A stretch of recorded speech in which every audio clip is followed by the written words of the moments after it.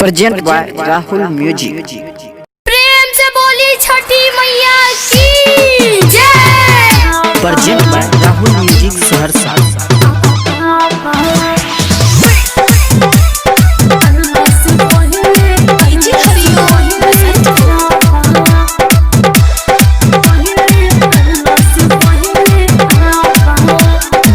Studio मिलत नइखे हमके कारखाना से छुट्टी। अच्छा चलता बेधानी ओवर टाइम ड्यूटी। सब मैया जी के कृपा बा। उ तो हमके भी पता। मिलत नइखे हमके कारखाना से छुट्टी। खूब चलता बेधानी ओवर टाइम ड्यूटी। हाँ। असो छठ तू अकेले मनाब मनाब मनाब। तो सुनी ना, पूजा पाठ में न खाए जाला भावा। राजा खरना से पहले आवा। पूजा पाठ में न खाए जाला भावा। राजा खरना से पहले आवा। प्लीज ओके प्लीज हरिओम बसंत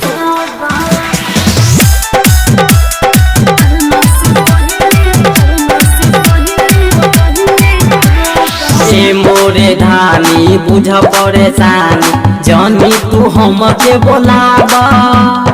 करेलो मना पके बहाना जाके तू टिकट करावा। ठीक है देखते हैं। मोरे धानी बुझ परेशानी जानी तू हमके बोलाबा। करेलो मना पके बहाना जाके तू टिकट करावा। अच्छा अरे जाके तू टिकट करावा। असो नहीं तू समस्या बढ़ावा बढ़ावा बढ़ावा। ऐसे नानू बोले के पूजा पाठ में। तो कैसे बोले के? पूजा पाठ में न खाए जाला भावा। राजा खरना से पहले आवा। पूजा पाठ में न खाए जाला भावा। राजा खरना से पहले आवा। अरे आज ये ना ठीक है देखते हैं अगर छुट्टी मिल जाएगा तो आ जाएंगे। Present by Rahul music Saharsa.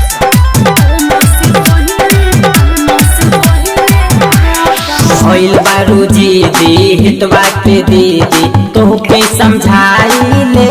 काहेला समझाई? सोनू संगम हो बुझतानी हम हो बुर्बक बनाई ले। सब बुझतानी। अरे ऐसा कोनो बात नहीं है। भइल बारू जीदी हितवा के दीदी तोहके समझाई ले।